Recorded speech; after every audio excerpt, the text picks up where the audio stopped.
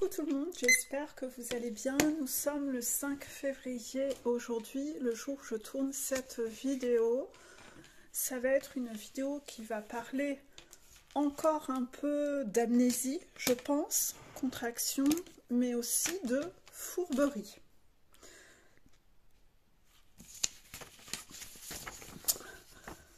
Je pense d'ailleurs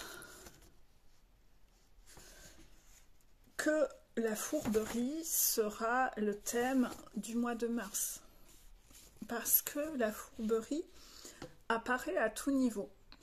Les gens sont dans la fourberie à cause de leur excès de confiance, qu'ils n'ont pas éliminé suffisamment en janvier.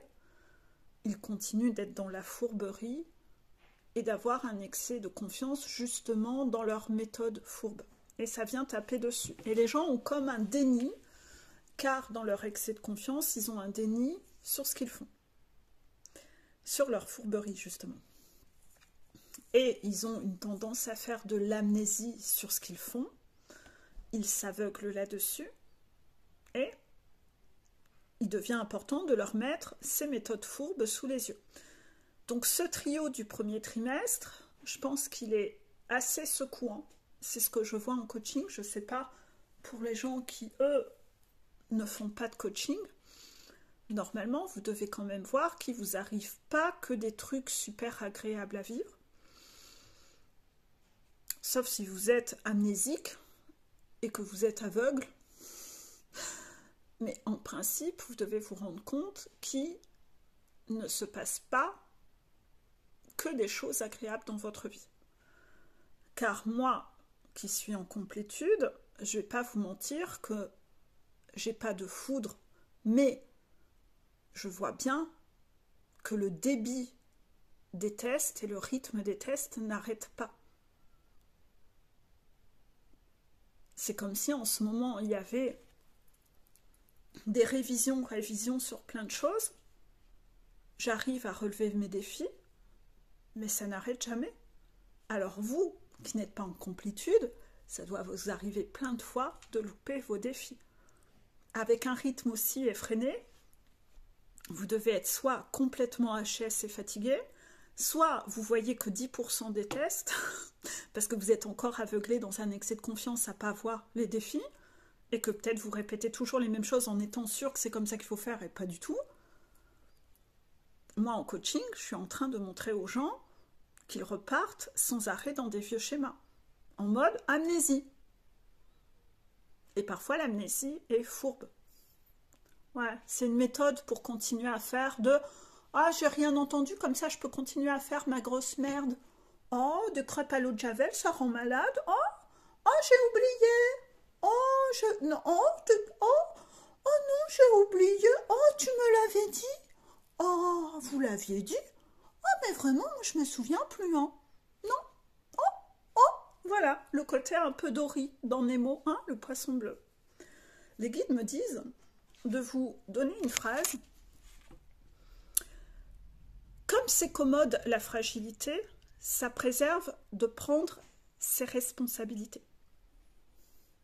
Comme c'est commode la fragilité, ça préserve de prendre ses responsabilités.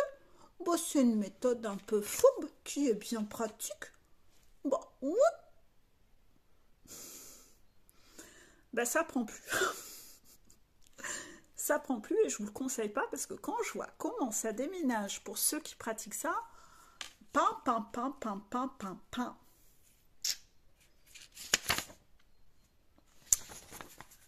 Vous savez quoi? J'ai une envie de café de malade. Donc je mets en pause et je vais faire un café, je reviens. Voilà, me revoilà. Je suis fatiguée. Heureusement que les vacances approchent. En plus, je me sens presque fiévreuse. Les guides m'ont envoyé quelques microbes pour voir si je relevais mes défis, même quand je suis fatiguée et un peu malade. Ils aiment bien ça parfois. Hein. Quand les défis sont trop faciles, quand vous êtes en forme, on augmente la difficulté. Souvent, quand on est fatigué, on a une tendance un peu à vouloir baisser les bras pour avoir la paix. Ce côté un peu abandonniste, ben ça c'est pas ok. Donc voilà, donc en ce moment, on me teste aussi avec ce contexte-là, mais ça va, je réussis mes défis. Je sais pas par où commencer. Vacances, d'accord. Les guides disent, tu as parlé que tu allais bientôt être en vacances. Ouais. Je sais pas pourquoi je dois parler de ça. Visiblement,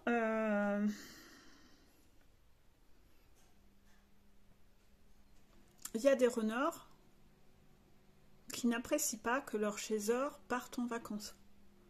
Pourtant, ils ne se gênent pas pour partir en vacances.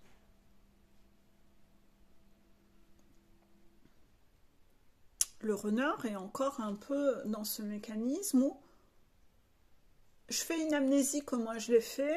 Ouais, moi je l'ai fait 50 000 fois, mais c'est pas grave.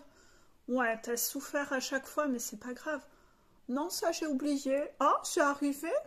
Non, c'est pas arrivé. Mais non, c'est pas arrivé, je fais une amnésie. Ah non, non, non, non, non, bon, je me souviens plus, mais toi tu le fais, t'as pas le droit. C'est pas juste, c'est pas bien, c'est de la trahison. C'est pas bien, c'est interdit. Ah ouais, mais non, mais la dette est longue. Il y a du x3 sur tout ce qui a été fait. Et le runner, à chaque fois qu'il a fait mal, qu'il n'a pas écouté ce qui faisait mal et qu'il recommençait, ben, il doit vivre la même douleur.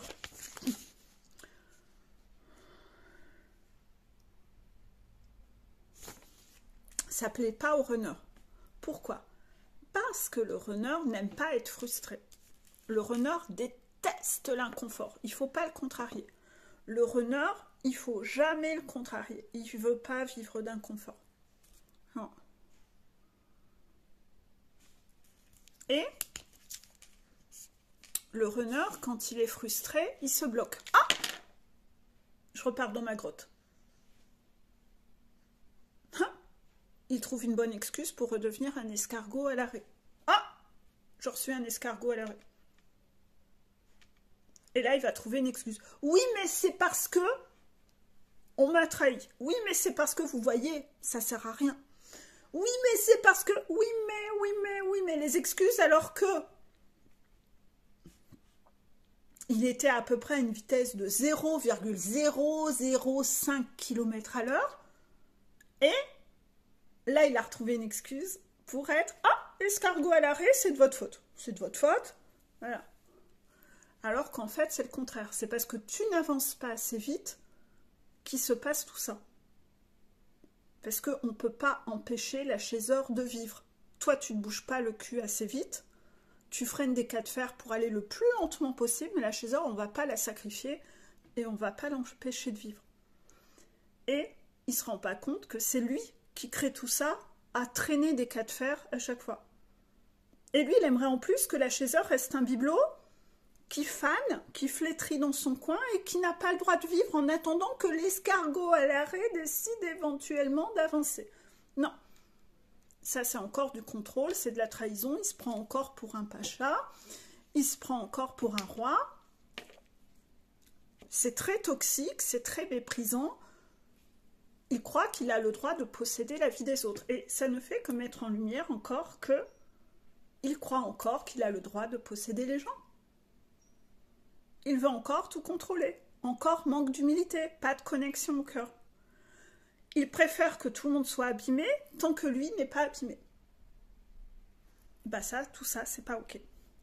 Donc, allez, on le renvoie à travailler en fonction de ses réactions et on le renvoie à travailler, les guides l'observent beaucoup sur ses réactions.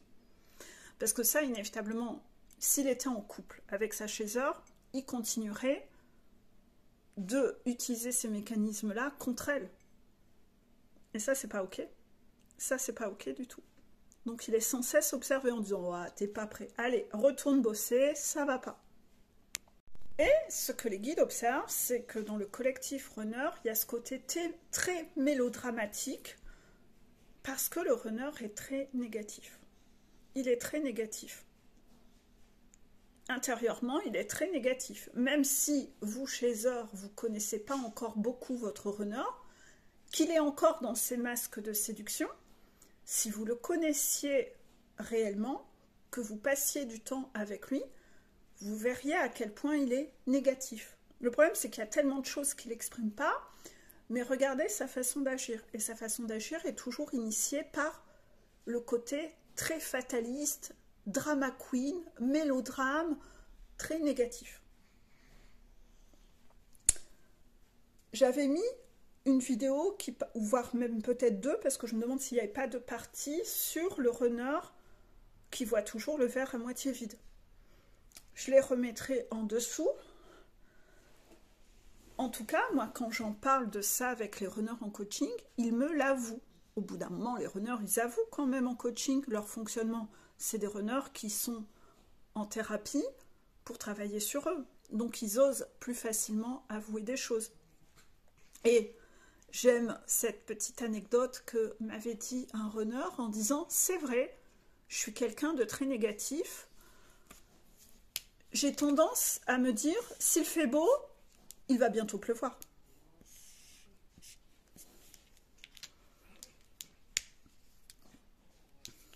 Et cette personne m'a avoué, c'est vrai, pour moi, je me prépare toujours au pire. Comme ça, je me dis, si c'est moins pire, ça me fera moins de mal. Je lui ai demandé de me faire un exposé sur les résultats que donne sa stratégie, parce que moi, je trouve ça très masochiste, contraction. Parce que à se préparer au pire, ça vous bloque, ça vous empêche d'avancer. Donc vous perdez du temps, au lieu de vous motiver à avancer. Bah ouais, qui a envie d'avancer alors que vous savez que c'est peine perdue? C'est ça dans votre tête, c'est peine perdue, il va se passer le pire. Comment vous avez envie d'aller dans le pire? Personne. Donc ça vous freine et vous restez déjà à freiner des cas de fer pendant je ne sais combien de temps. Et puis après, surtout ce temps d'attente, vous avez souffert beaucoup. Et puis, c'est de la souffrance il y a une chance sur deux que ça soit pour rien. Parce qu'au final, à la fin, si ça s'est bien passé, vous aurez souffert longtemps. Pourquoi? Pour rien. Moi, je trouve ça complètement absurde. Mais je l'avais déjà expliqué en vidéo. Mais il y a quand même des runners qui se disent « Non, mais ça, moi, je sais, c'est la meilleure méthode. » Et comptoir de piliers, ouais, on va retrouver, vous savez, les piliers de comptoir dans les bars. Les philosophes, après je ne sais combien de bières. Mais c'est la meilleure méthode. Ouais, ah d'accord, ok. Bah, tu peux me faire une étude pour essayer de me convaincre? Parce que là, j'ai un peu du mal à trouver que ce soit efficace, en fait. Moi, j'ai été éduquée comme ça. Donc, on a essayé de me mettre dans ce moule-là. Ça m'a tellement fait souffrir que j'en suis sortie. Mais si vous en êtes pas sorti, ça veut dire que ça marche bien. Bah, expliquez-moi. Essayez de me convaincre. Allez, essayez de me vendre la méthode. Essayez de me vendre la stratégie, là. Parce que pour moi, qui l'ai pratiqué et qui ai changé de méthode, franchement, je préfère la nouvelle méthode. Hein. Ouais. Alors, allez.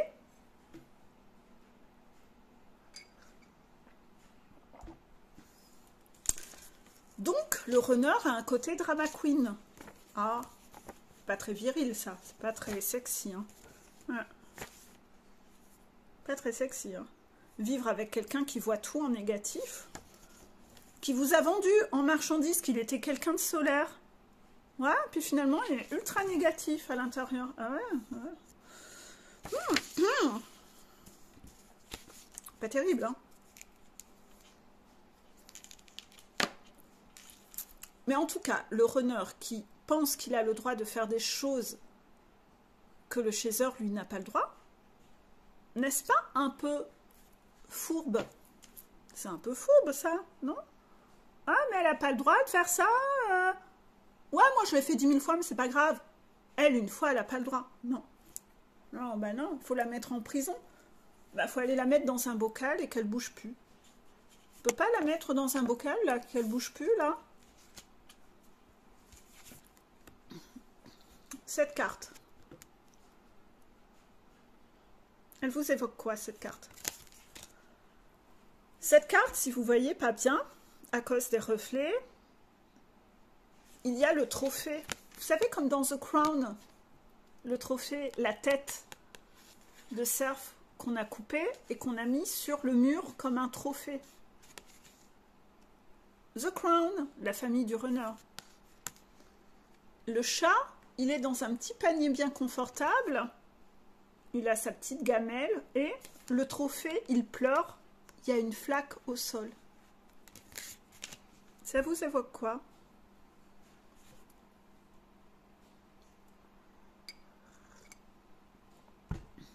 Le runner utilise son chaser comme un trophée. Son chaser est un trophée utile, bien joli comme un bibelot au mur. Ouais, le bibelot il pleure, mais ça on va faire une amnésie, ça on ne l'a pas vu, ça on ne le voit pas. Ah!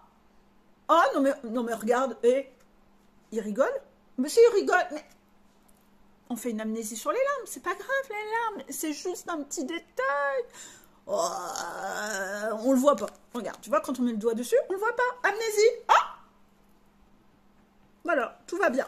Tout va bien. Tant qu'on est dans son petit panier confortable. Voilà, pas de souci. Moi, je suis dans mon petit panier confortable. Qu'est-ce qu'elle a à braire, l'autre? Qu'est-ce qu'elle a à faire chier, à péter les couilles? Bah, quoi? Pas pleurer pour si peu. Bah, quand même. Le runner, il a besoin de vivre. Ouais, mais le chaser, on n'a pas le droit de vivre. Bah non, on n'a pas la même valeur. Bah, quand même, chaser, runner, quand même, le runner, il est supérieur. Oh, joli, hein, cette contraction. C'est pas lumineux, c'est fourbe. Bon, il y a encore tout ça à bosser en ce moment. En effet miroir, chaser. Chaser, toi, effet miroir. C'est qui que t'as collé au mur comme ça? Que cette personne va aller droit à la souffrance, qu'elle est peut-être déjà en souffrance, parce qu'elle est en train de se diriger droit dans le mur.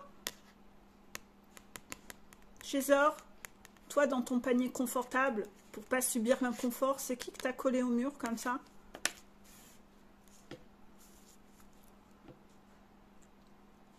Ton enfant, peut-être. Ouais, bah tu fais pas la gestion émotionnelle de ton enfant, tu le mets sous cloche pour toi rester dans ta zone de confort, pour pas voir qu'il souffre. Toi, t'aimes pas hein, voir quelqu'un souffrir. Ouais. Ouais, bon, on va pas faire son éducation, il faut surtout pas qu'il soit frustré, on va le mettre sous cloche. Bah, c'est pour lui rendre service. C'est fourbe aussi, quelle hypocrisie, là. Vous saviez la vidéo sur l'hypocrisie avec la peur du manque que je remettrai en dessous.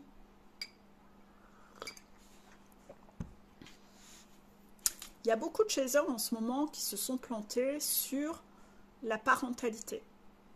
Ils n'ont pas endossé leur responsabilité parentale. C'est pour ne pas voir l'enfant vivre l'inconfort et le voir en souffrance. Je vais le mettre sous cloche et je vais faire en sorte qu'il ne soit jamais frustré. Comme ça, s'il n'est jamais frustré, en fait, en réalité, c'est moi que ça arrange. Moi, je suis dans mon panier, c'est confortable. Ouais, parce que là, inévitablement, dans cette non-prise de responsabilité, l'enfant va devenir un sucre d'orge, un prince ou une princesse, un enfant roi, qui ne va pas savoir gérer son émotionnel et qui va passer sa vie à être dans l'inconfort toute sa vie, puisqu'il n'aura pas appris à gérer la frustration et l'inconfort. Il va toujours être dépendant des extérieurs, parce que les extérieurs vont devoir régler ses problèmes. Lui, il n'a pas appris à régler ses problèmes. Il n'a pas appris à gérer son émotionnel. Et en ce moment, ça tape beaucoup sur cette forme de collectif, et ça tape sévère. Donc, si vous ne comprenez pas pourquoi en ce moment, vous vivez des choses un peu compliquées, ben, observez cette... Excusez-moi, hein, c'est parce que là... J'ai un souci de mémoire, donc je supprime en même temps de l'ordinateur pour libérer de la place. Allez explorer où vous en êtes sur ce point-là. Hein, parce que vous n'êtes pas des ch'tis d'enfants, vous êtes censés être des adultes matures. Et vous devez poser des actions alignées avec l'émotionnel, l'ouverture du cœur. Pas que envers du narcissisme envers vous et votre confort égoïste, mais aussi envers ce que ça apporte à votre enfant. Vous avez une responsabilité parentale éducative. Hein, voilà. Donc ça, c'est un peu tous ces trucs où vous êtes dans la fourberie à vous illusionner. Hein. C'est tout ça que vous devez regarder.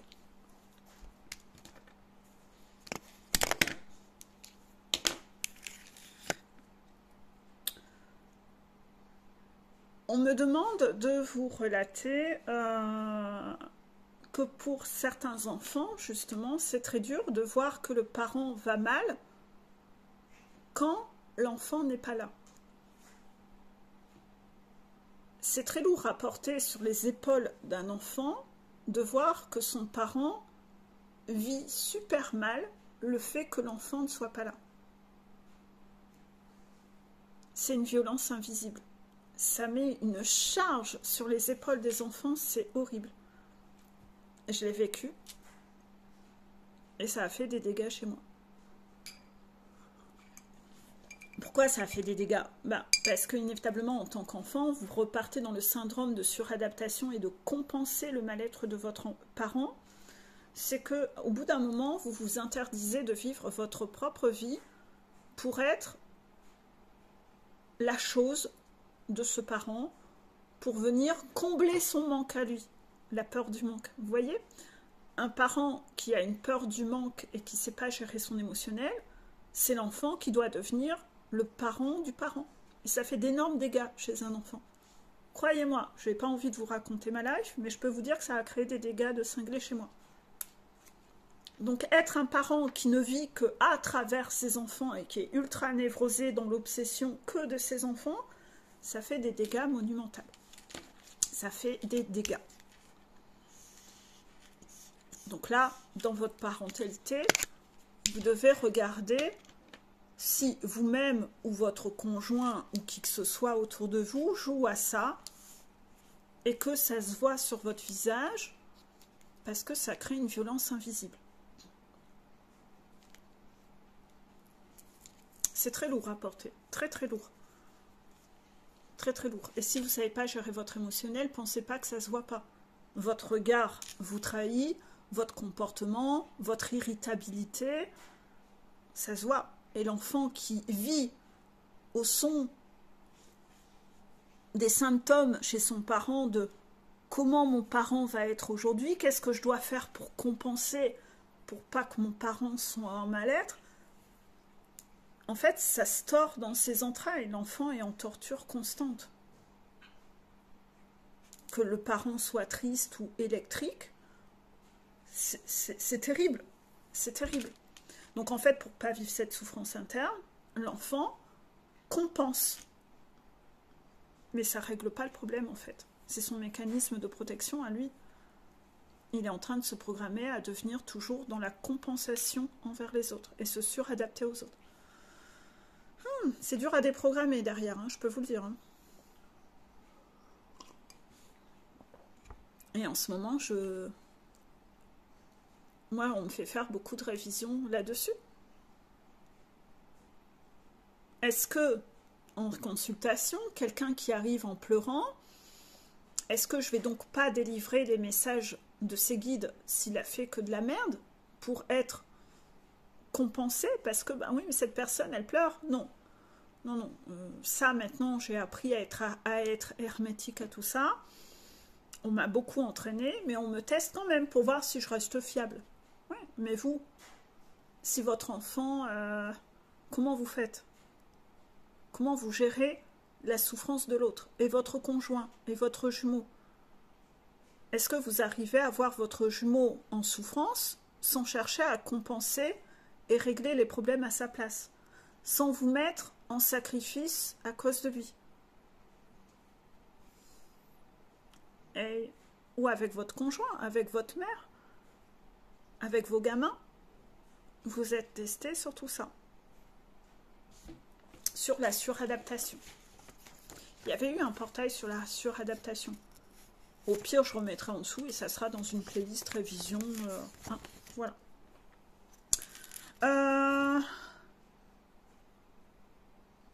Ce matin, vous savez que moi, je joue le jeu de revoir les vidéos et de les regarder 3 fois, comme vous. Et dans la vidéo de l'amnésie, numéro 1, que je remettrai en dessous, on parlait bien que vous deviez faire un état des lieux des recettes de crêpes qui ne fonctionnent pas. Est-ce que vraiment vous l'avez réellement fait? Est-ce que vraiment vous arrêtez de les mettre en pratique? Est-ce que vous avez fait une liste, vous les avez écrites et que vous arrêtez de le faire? Parce que si vous repartez dans une amnésie à ouais, mais bon, j'ai oublié.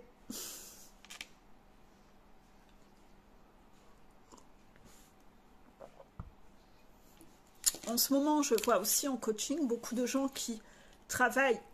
Tout le monde doit travailler la cohérence de ses analyses en prenant tout en compte et pas qu'un petit détail.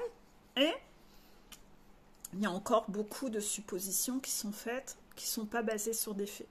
Donc attention aussi encore à votre passionnite de la supposite. Il y avait eu un portail sur la supposite. Je remettrai en dessous.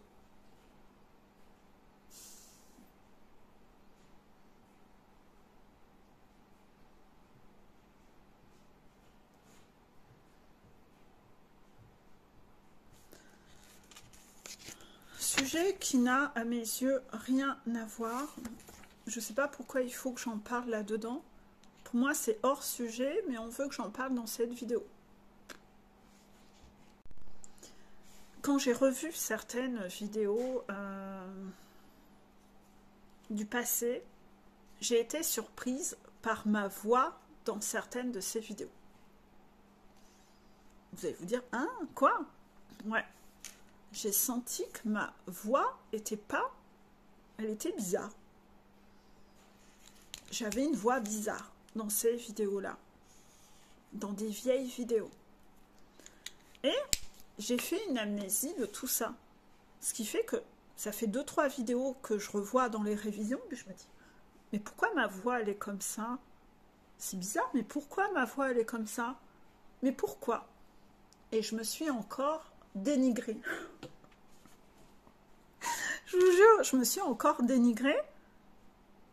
Ça a été encore un prétexte pour moi pour me dénigrer, mais sans chercher le pourquoi. Parce que le pourquoi, j'en ai fait une énorme amnésie. Et l'amnésie ne m'est revenue qu'aujourd'hui. Et les guides me l'ont bien fait remonter à la surface du... Au lieu de te chercher des poux, encore une fois, Peggy, tu te rappelles au moins où tu fais vraiment une amnésie du pourquoi. Pourquoi tu as fait ça? Non, je m'en souvenais pas. Et là, ils m'ont tout ramené à la surface. Ah ouais. Ah putain, j'avais oublié. Et moi, peut-être que certains d'entre vous sont comme ça.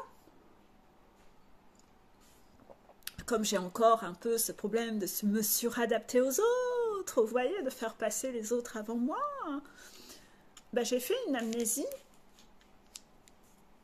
du pourquoi, parce que je fais souvent une amnésie de ce que font mes bourreaux dans la vie. Je fais souvent une amnésie là-dessus. Et les guides me l'ont remonté à la surface. Alors en fait, je vais vous expliquer en toute humilité sur quoi moi-même j'ai fait une amnésie. Mais les guides disent, on en revient à Calamity Peggy.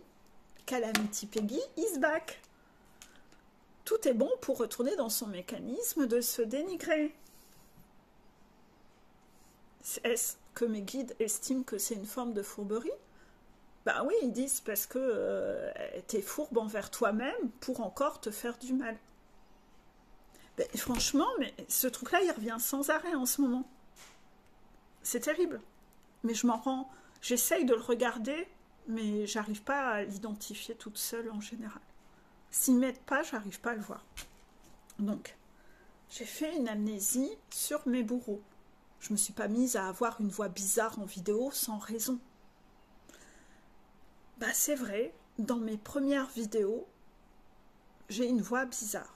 Et je dois vous raconter le pourquoi du comment.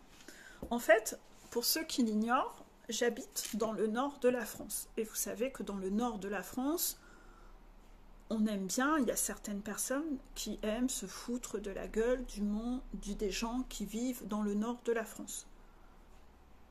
Moi, je m'en fous un petit peu. Sauf que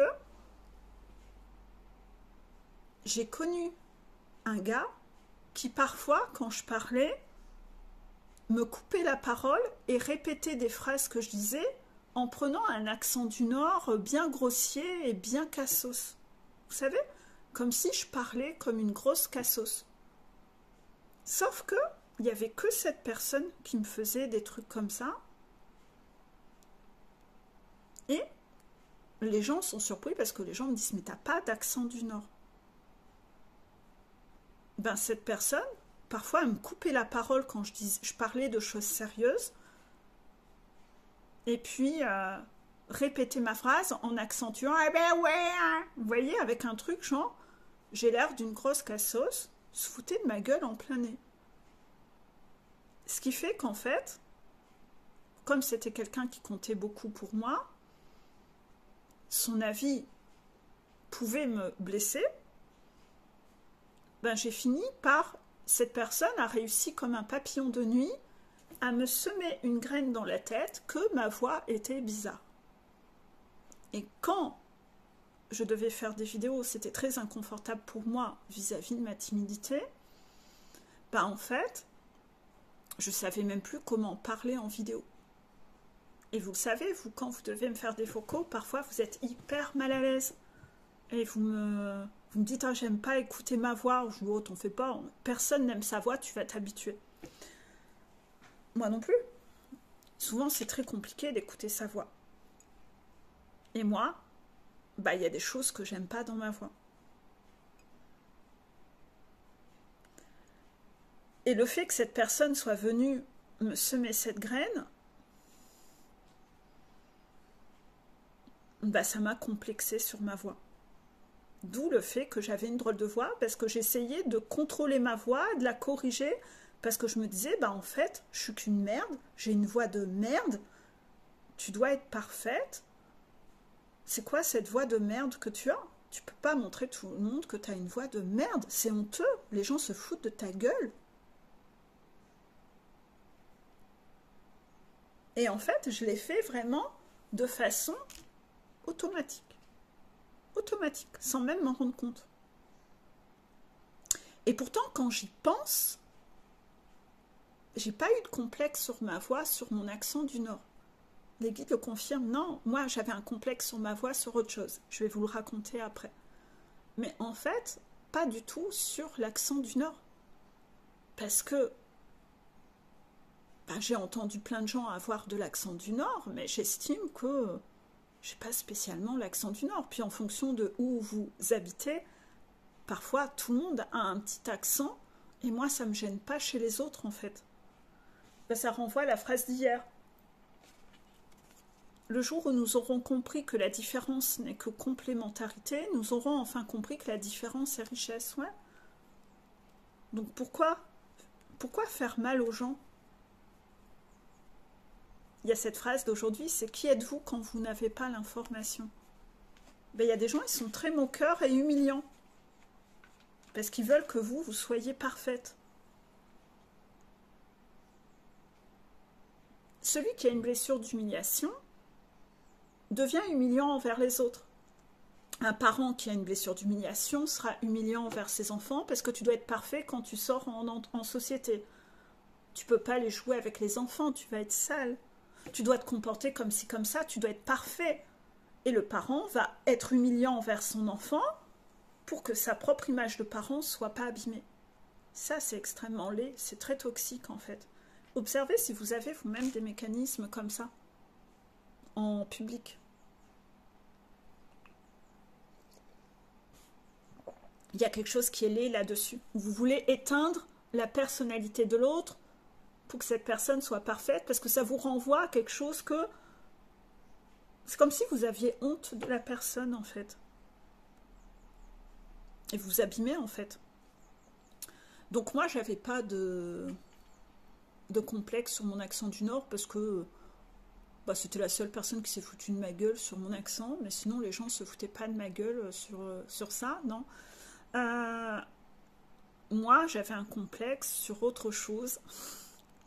Je me sens conne à dire ça, mais en fait, je trouvais que j'avais une voix, je vais m'en prendre plein la figure. Parfois, nos complexes n'ont ni queue ni tête. Moi, vous devez le voir, je suis gênée de le dire. Je suis presque en train de rougir, en fait.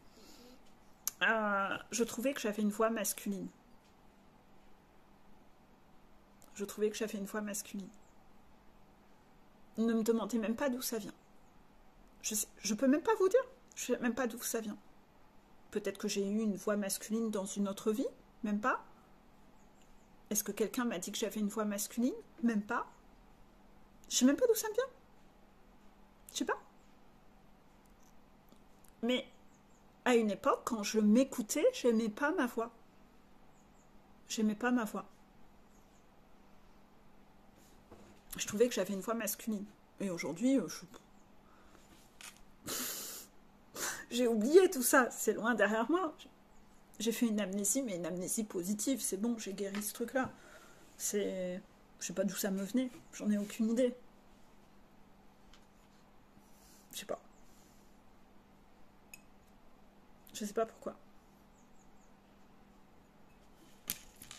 Peut-être qu'un jour, les guides m'expliqueront. Mais si eux-mêmes n'ont pas d'explication, voilà. C'est moi qui me suis inventé quelque chose. J'ai pas fait spécialement de lien entre cette voix masculine et cette histoire de voix du Nord. Non. Non. Par contre, quand j'ai commencé à faire des vidéos sur YouTube, j'ai eu une critique sur ma voix, où là, on m'a dit que j'avais une voix stridente.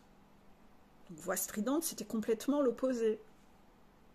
Et en fait, je me suis dit, oh, bah si j'ai une voix stridente, en fait, j'ai pas une voix masculine, alors. Voilà. Ça m'avait pas spécialement fait mal, la voix stridente. J'avais juste trouvé que les gens sont cons, ils savent plus sur quoi tacler derrière leurs écrans. Ils se sentent forts. Mais je me rappelais qu'il y avait une nana que je regardais à une époque, et elle-même s'était mise en furie dans une vidéo parce qu'on lui avait reproché sa voix en dessous. Mais il y a beaucoup de gens qui s'en prennent plein la tronche parce que le son n'est pas parfait. Ils doivent être presque... Et comme ils ont pas guéri leurs blessures, ils sont énormément sur adaptation avec leur public. Alors ils achètent des micros qui coûtent une tonne. Ils font ci, ils font ça. Pour que ça va, ça fait pas trop de bruit. Ça va. J'espère, ça va. Voilà. Moi non. Vous avez vu comment je m'en fous? J'espère que vous ne me trouvez pas trop égoïste, mais c'est déjà bien que je fais des vidéos. Je peux en plus acheter des micros et des bazars. Vous savez, le gros micro professionnel pour prendre une voix suave. Non, alors franchement, rien à foutre. Si vous voulez m'en acheter un, vous pouvez me le payer. C'est pas moi qui vais aller claquer du fric pour m'acheter un micro. Moi, je m'en fous. Mais par contre, du moment où j'ai vu ça, je me suis dit, bah en fait, je peux pas identifier ma voix. Moi, je la trouve masculine, l'autre, il la trouve stridente, comme quoi les goûts et les couleurs. Et en fait, c'est là où j'ai décidé de me lâcher la grappe sur ma voix. C'est comme ça que j'ai guéri de ça. Mais au début, quand je faisais des vidéos et des coachings, c'était important pour moi de me réécouter, pour écouter ma voix, en fait. Pour dire... Et parfois, je changeais la réalité de mon souvenir. Changer la réalité de mon souvenir. J'étais capable de me dire, oh ouais, quand même, cette séance, ah, ce truc-là, ça a dû être compliqué. Puis quand je l'écoutais, je me dis, ça va. Ouais, non, mais comme quoi, on change en fonction de nos peurs, on change le souvenir et la réalité. C'est pour ça que quand il reste des traces, c'est super important qu'il reste des traces pour relire et réécouter. Parce que vous, dans votre tête, vous allez changer tous les souvenirs.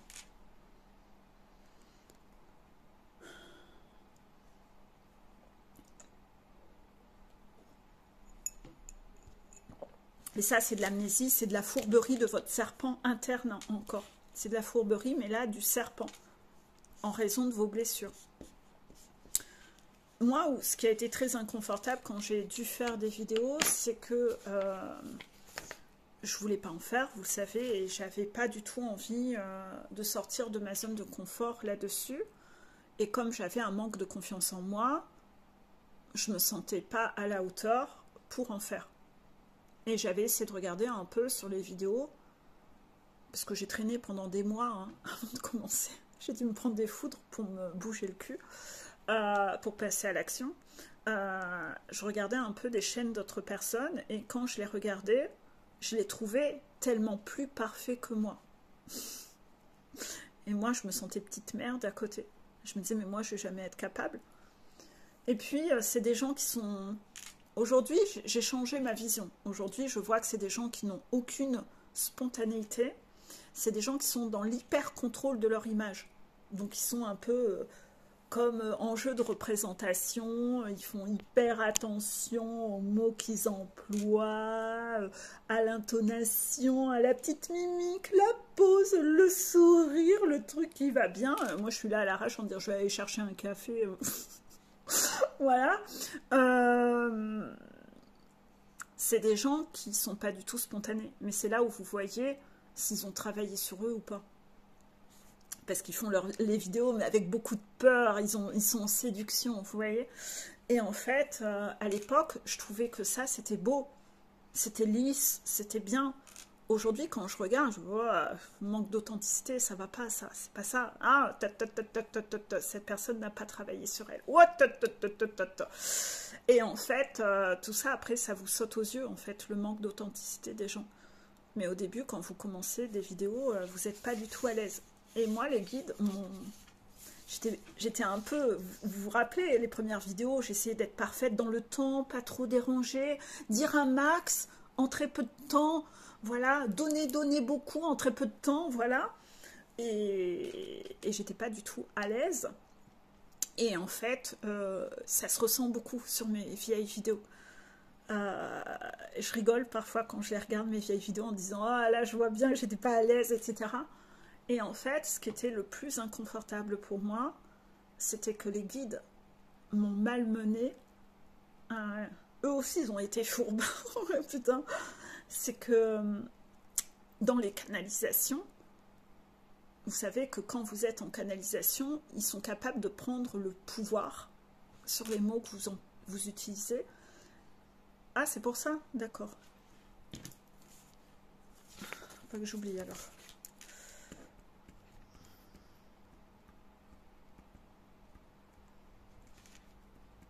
Ça va? Ça vous pète pas les couilles que je prends le crayon? C'est pas parfait, hein. Ça vous dérange pas? Faudrait que je coupe, que je fasse un montage pendant 3 heures. Je vous taquine, je taquine. Par rapport à ça, ils m'ont fait des canalisations où ils utilisaient des mots que moi, j'utilise jamais dans la vie. Ça a été le pire pour moi. Ça a été le pire pour moi. C'est qu'ils me fassent utiliser... Dans la vraie vie, il y a des mots que je déteste utiliser. C'est tout ce qui est mots grossiers. Des mots un peu grossiers axés sur le sexe et le cul. D'accord? Et vous le savez, dans toutes les vidéos qui ont parlé de sexualité, les chaudasses, les queutards, bah dans des canalisations, ces mots sont sortis. Et c'est des mots que moi, j'utilise pas dans la vie. Donc le fait qu'ils m'ont bousculé à me débrider et à me faire un peu vas-y, pète un coup, détends-toi devant les vidéos et sois plus cash, parce que les gens, ils ont besoin de comprendre, appelle un chat, va dépoussiérer tous ces tralala et tous ces chichis. Pour moi, ça a été extrêmement inconfortable. Mais vous le savez, moi aussi en coaching, parfois je vous dis vas-y, hein, pète un coup, hein, sois plus naturel, sois plus spontané, déride-toi, va rechercher ton identité, ton authenticité. Oui, donc en fait, de m'avoir bousculé sur tout ça, même si ça a été une méthode que j'ai trouvée inconfortable, ça m'a fait du bien quand même. Ça m'a débloqué sur certaines choses. Hein. Donc j'ai été imparfaite, mais c'est ce que voulaient les guides. Là-dessus, vous le savez, en tant que jumeau, FJ, à un moment, vous allez soit parler à quelqu'un, soit écrire à quelqu'un, et c'est comme si vous étiez dissocié, et tout le flux de parole qui sort, c'est comme si c'était pas vous. C'est comme si vous étiez téléguidé. Vous avez déjà eu des expériences comme ça? Par exemple, le chasseur, quand il doit, le ras-le-bol du chasseur, qui doit balancer tout ce qu'il en a marre à son runner. Souvent, le chaser est en pic émotionnel à ce moment-là. Et c'est très dur pour lui de verbaliser des choses. Mais les guides ont retenu la mémoire de tout ce dont elle en avait ras-le-bol. Et c'est comme si ils font la secrétaire. Et ils délivrent tout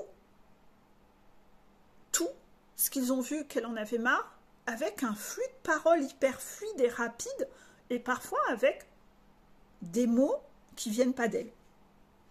Est-ce que vous avez déjà capté ça? C'est-à-dire que dans la façon, il peut y avoir un ou deux mots où on sent que... Mais j'utilise jamais ce mot, moi. Vous voyez? Essayez de vous rappeler des moments comme ça. Ça, c'est quand la chaser est téléguidée par les guides pour créer le rejet du runner, pour faire avancer les choses.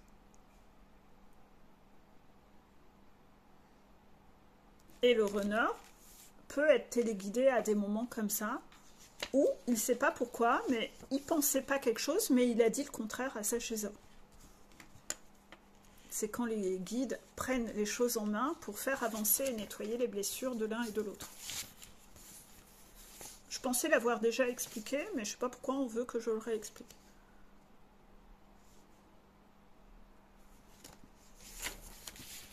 Je stabilote tout ce que j'ai déjà dit.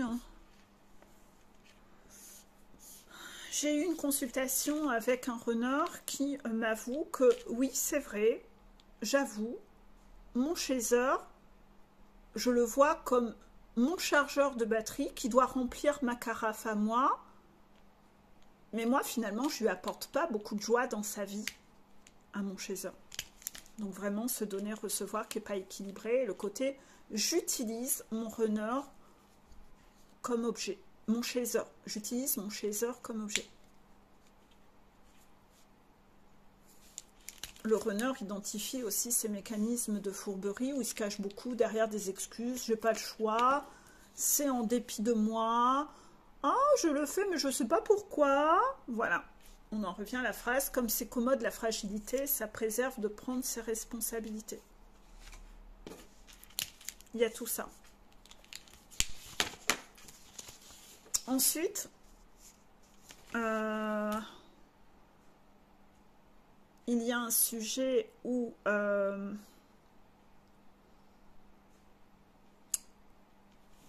va garder ça pour la prochaine vidéo, j'ai peur que ce soit trop long.